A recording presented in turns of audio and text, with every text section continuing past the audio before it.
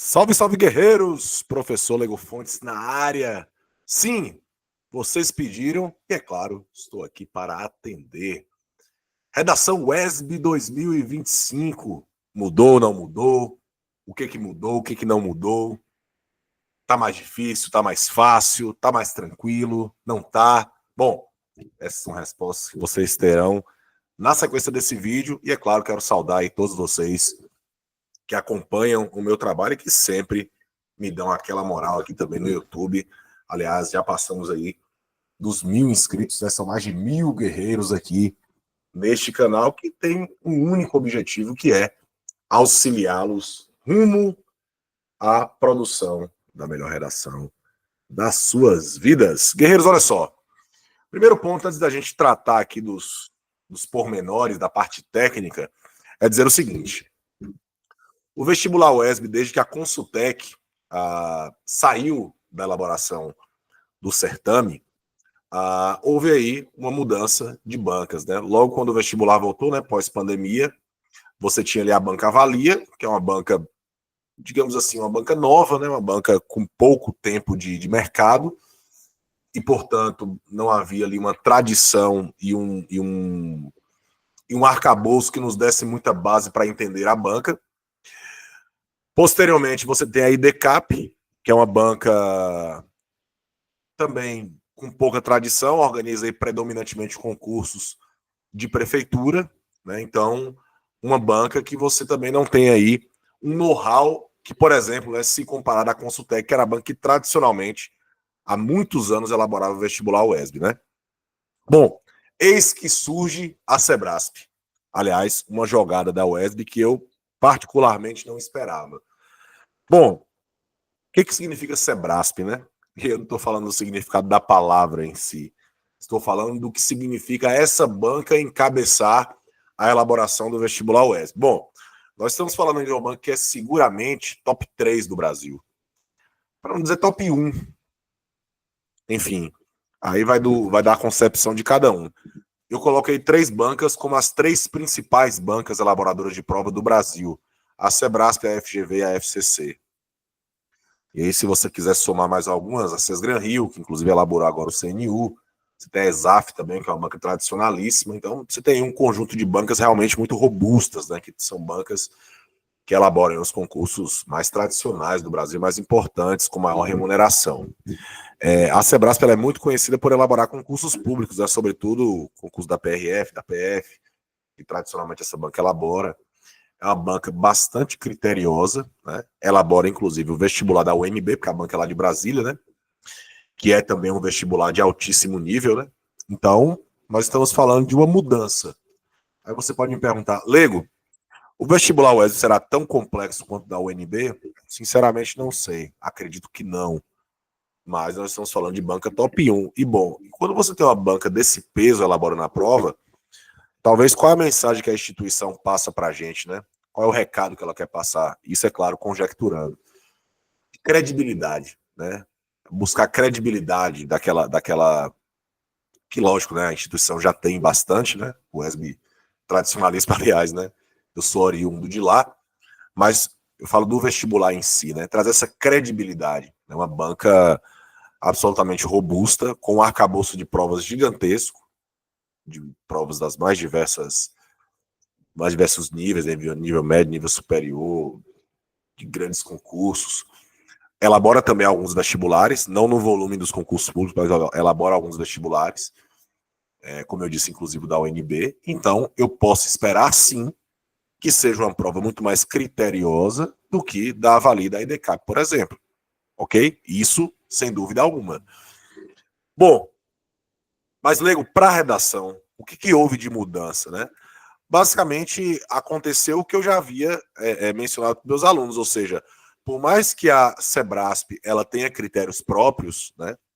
Então, se você for pegar boa parte dos concursos aí, você vai ter critérios bem definidos da Sebrasp, mas ela se adaptou à instituição, ou seja, os critérios de correção eles não mudaram. Então, aquele vídeo que eu fiz aqui sobre o vestibular anterior da UES, sobre critérios de correção, você mantém, são os mesmos, ok?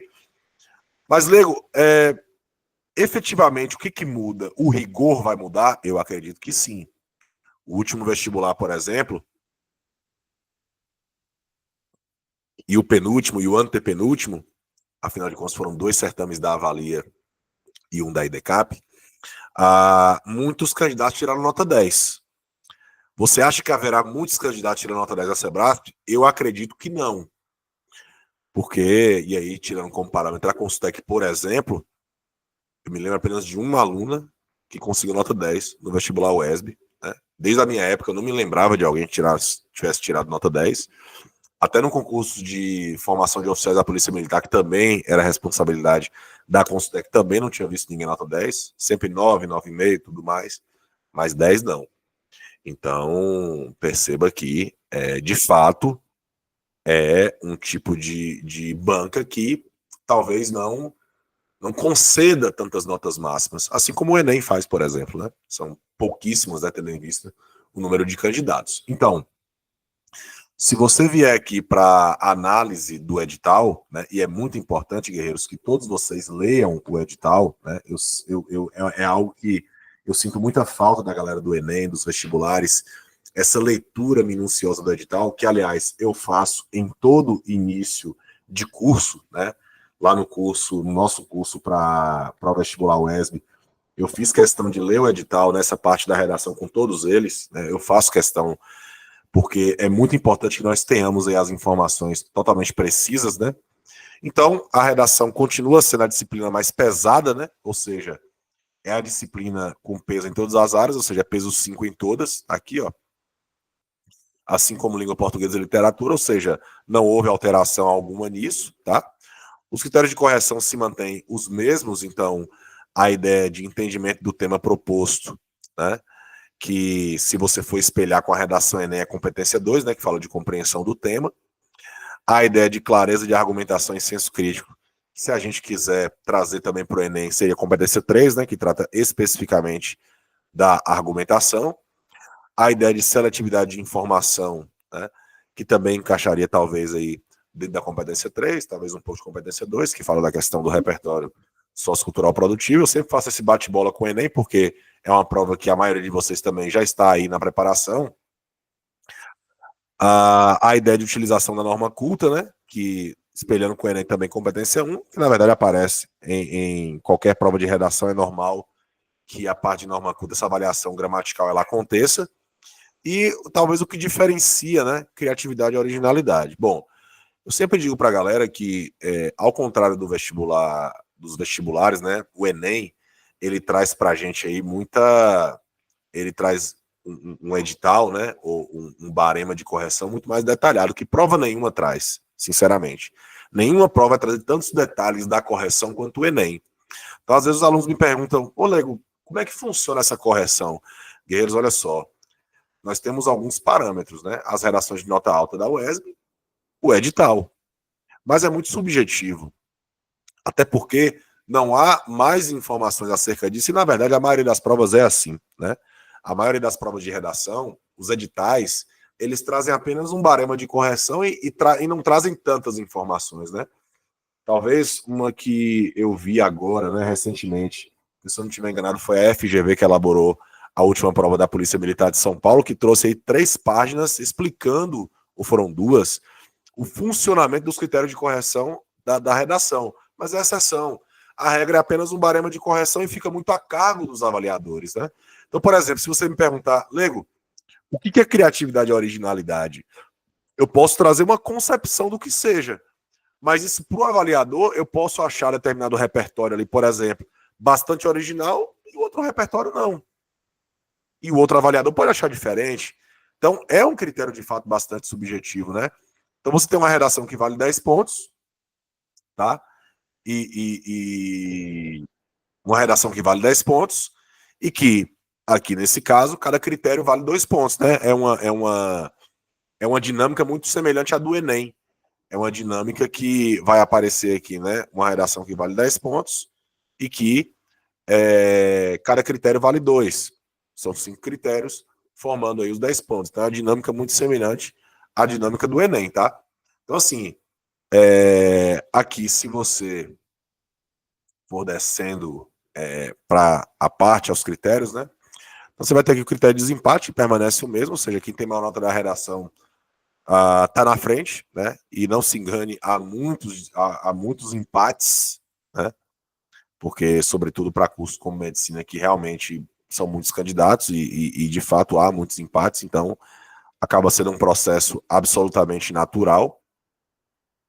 Lembrando que o primeiro dia, né, são 4 horas e meia de prova, ou seja, para 40 questões mais uma redação. O que isso quer dizer? Que você vai ter tempo mais que suficiente para fazer sua prova com tranquilidade. Tá aqui, ó. São 15 questões de língua portuguesa e literatura, 10 de língua estrangeira e a redação. Então, em 4 horas e meia, para quem está acostumado a fazer 90 questões, tranquilo, acho que sem maiores problemas. Aqui fala de prova dissertativa, né, que é a prova de redação, tá? E aí muita gente pergunta, Leigo, vai cair dissertação argumentativa? É bem provável que sim, porque a Sebrasp, eu percebi que a característica dela não foi aplicada aqui, né? Eu falo característica de prova, porque, por exemplo, há muitas provas da Sebrasp com dissertação expositiva, por exemplo, contexto expositivo argumentativo, por exemplo. Não é o caso, acredito que venha sim uma dissertação argumentativa, tá? Nada muito diferente disso, muito provavelmente. Então, agora, a grande novidade que eu percebi dentro desse edital é que a Sebrasp ela disponibiliza um padrão de resposta pós-prova, ou seja, basicamente o padrão de resposta é algo que a Sebrasp traz muito nos concursos públicos e que se aplica agora no vestibular. O padrão de resposta basicamente é uma espécie de aquilo que a banca espera que você escreva, tá? Ou seja, uma espécie de vista pedagógica, tá? Ou seja, a banca espera que você escreva isso a respeito daquele tema. Então, por exemplo, se o tema traz lá, como aconteceu no ano de 2020, vestibular 2021, né?